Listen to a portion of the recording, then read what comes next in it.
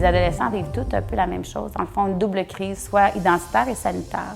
Je me dis, moi, qu'est-ce que je peux faire en tant qu'enseignante en arts plastiques pour les aider à vivre leur expérience culturelle? Et on a eu l'idée de faire à la base un collectif virtuel qui était diagnostic. Les élèves devaient réaliser un autoportrait symbolique en images et en mots. Donc, on a terminé avec une 50aine d'écoles dans une 20aine de pays dans la première phase. L'année dernière, quand j'ai démarré la deuxième phase du projet, qui était projection, je trouvais qu'on avait été dans un côté très, très sombre. Donc, pour moi, c'est important de boucler la boucle avec un projet qui était plus lumineux. En allant faire mes recherches, j'ai découvert le mouvement Solarpunk. C'est pas juste un mouvement artistique, c'est une façon de penser, c'est une façon de vivre. Vivre en harmonie les uns avec les autres, avec la nature. Pas voir la technologie comme notre ennemi. Dans le fond, c'est une aide. C'est pas juste on travaille sur un projet, c'est une réflexion sur, pour les jeunes, qu'est-ce qu'on fait dans un futur pas si lointain pour changer? J'avais jamais entendu parler du concept Solar Punk. C'est très vert, écologique, positif aussi, quelque chose qu'on a besoin de ces temps-ci. Je l'ai trouvé une façon intéressante là, d'exploiter ce thème-là. Les élèves ont inventé leur ville du futur. Ils étaient embarqués là, dans ce projet-là. C'était la création.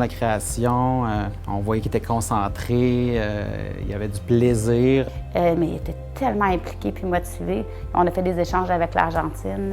On avait un interprète espagnol, parce que c'est en 3 langues, c'est français, anglais, espagnol. C'est une 40aine d'écoles, on parle de je sais pas, les 2 années ensemble, peut-être 1500 œuvres, c'est grandiose. Bien, c'est sûr que le fait que le projet soit mondial, c'est comme un honneur quasiment d'y participer. Là. Moi, ça me fascine de voir une enseignante qui tient compte de la réalité des jeunes dans un contexte très particulier de la COVID et qui en tire parti pour faire un projet riche et prometteur comme celui-là. Moi, de base, je suis une personne très introvertie. Fait que, la pandémie n'a vraiment pas aidé à ça parce que on pouvait presque plus voir personne. Puis plusieurs projets de ma classe étaient très basés sur l'état qu'on avait.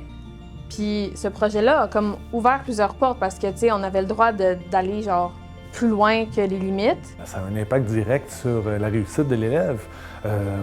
D'une part parce qu'il s'investit dans un projet, il s'implique personnellement dans ce projet-là et il est obligé de faire sortir le meilleur de lui-même. Et ce qui est intéressant, c'est que parfois, ça va chercher quelque chose que lui-même ne soupçonnait pas. Et ça, c'est intéressant. Ça m'a donné beaucoup d'espoir parce que, on revenait en présentiel. Déjà, on voyait qu'il y avait une meilleure ambiance.